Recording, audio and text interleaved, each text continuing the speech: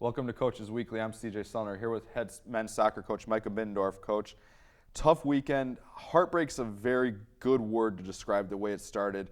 Losing with under a second left in the first match to begin the year, that's a tough way to lose. Yeah, I think the best way to describe it is that the boys were just absolutely gutted. To lose a game in that manner in the last second after the goal went in, I looked at the clock. There was 0.3 left on the clock, and there's not much you can say. But at the end of the day, during that match, I thought we did more than enough to at least put ourselves in a position to win the game. We created some very good opportunities.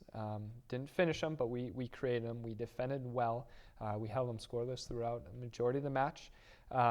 So when I look at the big picture, there's certainly positives apart from the result. But at the end of the day, the results got to get better. So part of it is a good learning opportunity for us to experience that situation. So when it matters down the road, when we get into conference play, we have a better idea of how to handle it. And I think that's a big learning opportunity and coaching point from it, that when it's final 10 seconds and the opposing team has a corner kick, we need to find a way to get to that ball first and attack the ball and get it out of danger. Or, at the end of the day, not concede a corner kick in the final 10 seconds. So there's a lot of mechanisms at play, but I thought we responded as well as we could, especially with the short turnaround going into the match on Sunday. But at the end of the day, we're not a finished product. We have a lot of work to do, and this is just one more step and one more part of the process.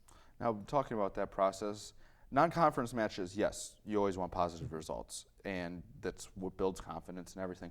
But a lot of these results, you're not playing bad opponents. You're playing quality opponents that kind of allow you to see things from the sideline and kind of be able to learn things before you get into the really meaningful conference games. Right, absolutely. And that's how we establish our schedule, where I want to make sure that I find teams that I know we are going to compete against, where honestly the best way that I feel that you learn is when you're stretched just a little bit outside of your comfort zone.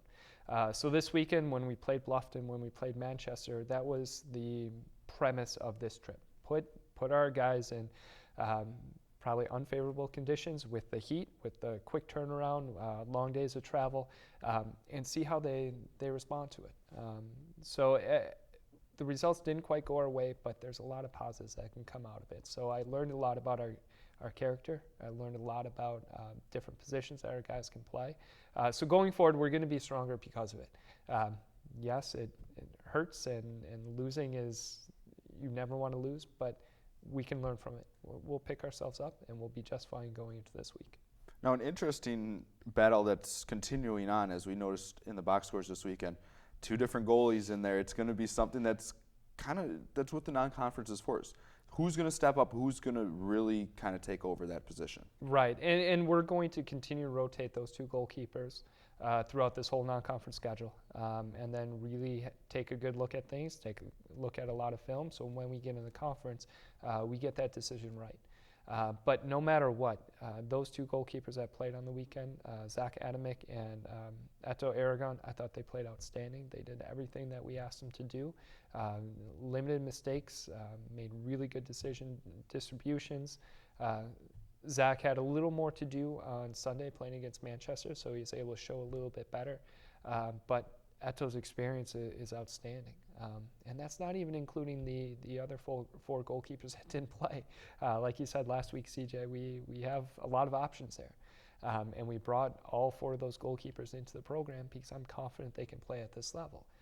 So the secret for them or whoever we choose to go with once we get into conference play is just be patient, because roles can change in an instant, and when their opportunities come, they have to be ready. Now you got a 2-match week this week. First, you head to Maranatha to continue this road swing for you guys, take on Maranatha Baptist, school that you guys should have a very good opportunity to get that first win of the season.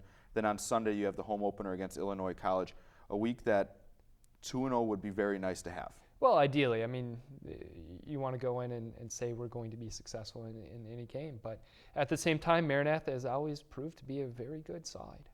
They're very well coached, very organized, and it's always been a team that we've had difficulty breaking down and scoring goals against. They have a player in their central midfield that has international experience.